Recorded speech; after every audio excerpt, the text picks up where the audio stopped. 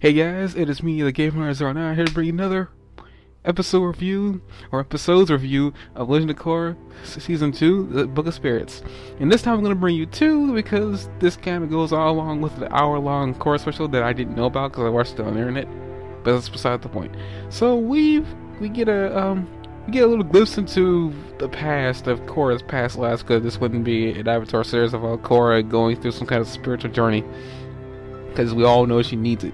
In a sense, they do this in a very interesting way, with Korra losing her memory and then being put into a lake of, I guess, holy water, I guess you can call it. Pretty much it's supposed to heal Korra, and she goes on this spiritual journey, looking at all her past selves. First looking at meeting Aang once again, meeting Roku, meeting, I think it's Avatar Kyoshi, I think was her name was. And then they, for some strange reason, which is pretty cool, we get fast forwarded to a really unique looking character who doesn't look like any of the past avatars we've actually seen. For particularly good reasons too, because he was a freaking avatar himself. He wasn't a bender when he first started out. So we go into origins here. This is pretty much episodes 7 and 8, the origins. It's either 6 and 7 or 7 and 8 or 5 and 6, I don't know, because I forgot, but that's beside the point.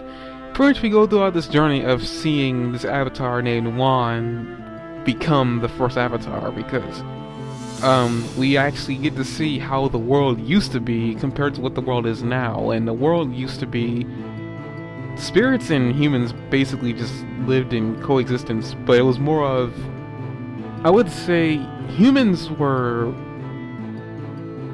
pretty much endangered, if I can say that. They were endangered by spirits, because the spirits didn't like living, I guess, along with humans.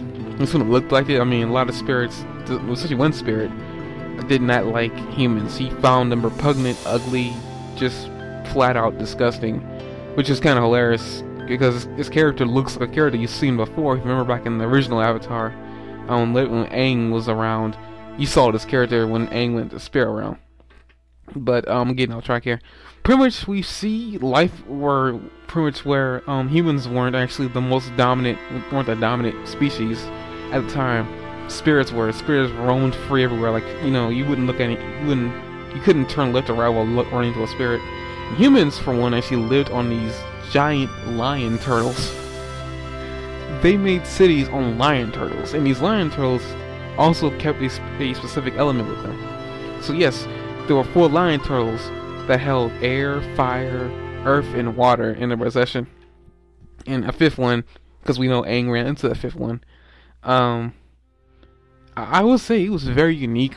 We got to just see how Juan in his, in his journey, he got firebending, becoming officially the first firebender in existence as well. So Juan learned his elements in a very interesting way. It isn't an avatar bending cycle. For what it looks like, he learns fire, air, water, and then earth. But the avatar is supposed to learn these elements in a certain way. They're supposed to learn their element, what they're born in, and then a cycle of I think it's water first, and it's earth, and then last is fire. But he learned fire first, mastered that. Learned air, mastered that. Learned water, mastered that. Learned earth, and mastered that. He learned it in a very interesting way. Another thing is, you have to find out pretty much what the Avatar state is. There's a spirit called Rana, and she was in an eternal battle with a spirit of a darkness spirit who I forgot his name. I think his name might have been Reno. But Rana and this guy were fighting consistently. The guy who actually had firebending at times, he wasn't an Avatar at that time, but he ran into him. The dark spirit asked for help. Pretty much the lead spirit said, "Don't interfere." He interfered, let the dark spirit go, and it started some events that would lead to the creation of the first Avatar officially.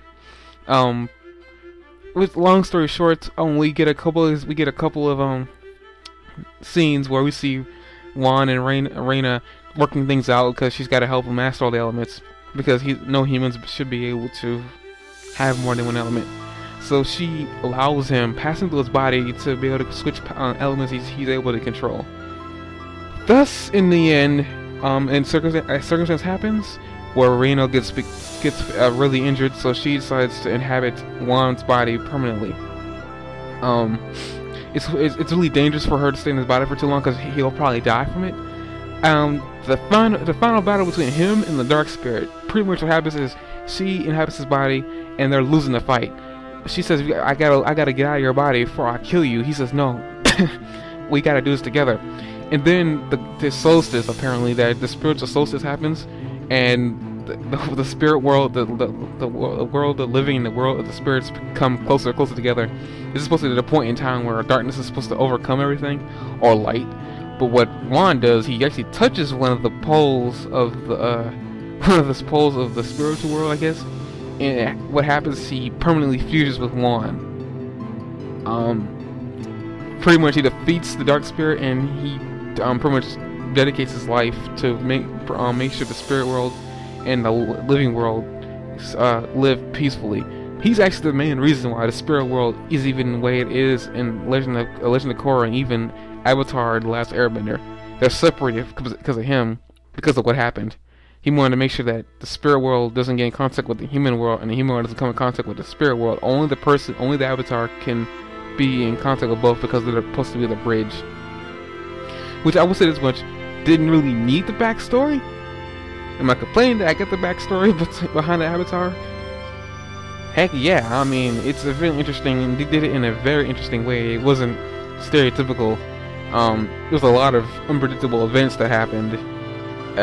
Even how the nations got formed was completely unpredictable too, because you didn't see nations at all. I actually mistook the first couple of people, the first group of people in a city.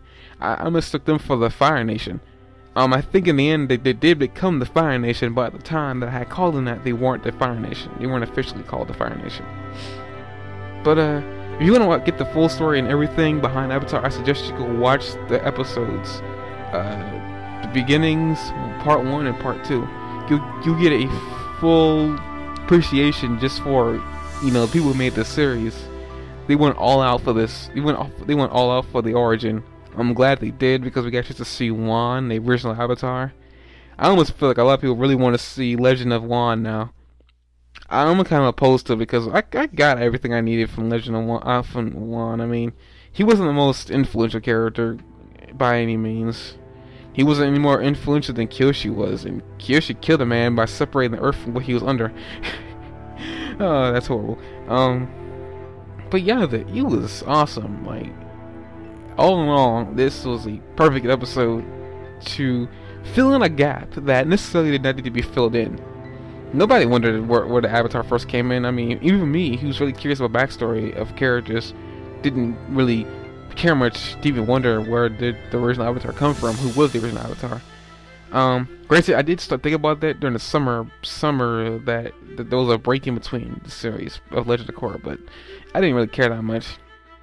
I'm just glad they filled it in. I mean, now I don't have to wonder anymore. I got these 2 episodes forever now, just saying this is how the Avatar got created. A human being became the Avatar.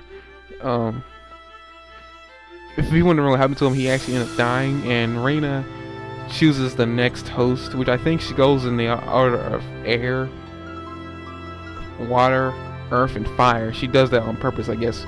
So these are the reason that these exist, because I think a lot of you probably don't understand how why Aang had to learn the elements the way he did. I was informed that it goes in the order of how easy each element is to master. Air is the easiest, water is the second easiest, earth is medium, and fire is the hardest.